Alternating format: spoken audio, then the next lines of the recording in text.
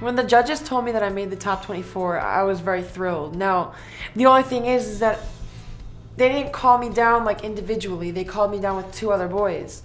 So I couldn't just be like, yeah, you know, I had to kind of keep my happiness calm and because, you know, keep in mind there were two people on my left and right that got cut. So it would have looked bad if I would have just been all jumping while they're in sorrow. So, but my reaction was I was just really, really happy.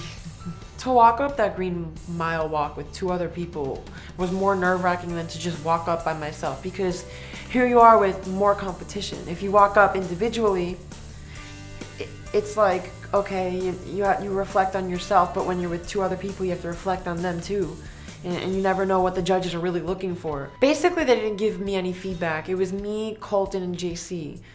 And I was in the middle. JC was on my right and Colton was on my left. And pretty much, they looked at all three of us and said, you know, everybody had their ups and downs in Hollywood Week. They looked at JC and told him one of his flaws. They looked at me and they didn't say anything other than about my story and what I've been through, but they didn't say any kind of flaw that I had in Hollywood Week. And then they looked at Colton and told him about something, about a flaw that he had in Hollywood Week.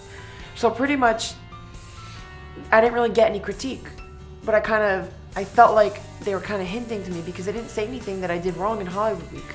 Which of course I'm human, of course I messed up, but they didn't point it out, so I didn't get any kind of feedback. I mean, to be quite honest, when I walked out there, it was kind of hard to have a celebration, you know, like a big jump in the arms of my dad and hug them all and like, yay, I made it, because two people just got cut next to me and they had to walk out and get comforted by their family. It kind of would have looked bad if we would have this big celebration while two people next to us were kind of upset. So I gave my parents a big hug, and I think we saved the celebration for like afterwards, and that's when we were all really happy. Planning out how I'm gonna move with it, I'm planning out what I'm gonna do. I have to vocalize and warm up my voice every day, and I'm just, honestly, I'm really hoping that I can wow people with this next performance, and we'll see what I do. I want America to see Brett.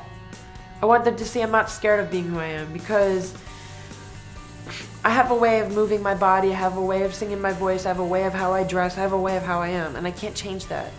And I want America to see that and hopefully appreciate that in me, because it's all we can be is ourselves.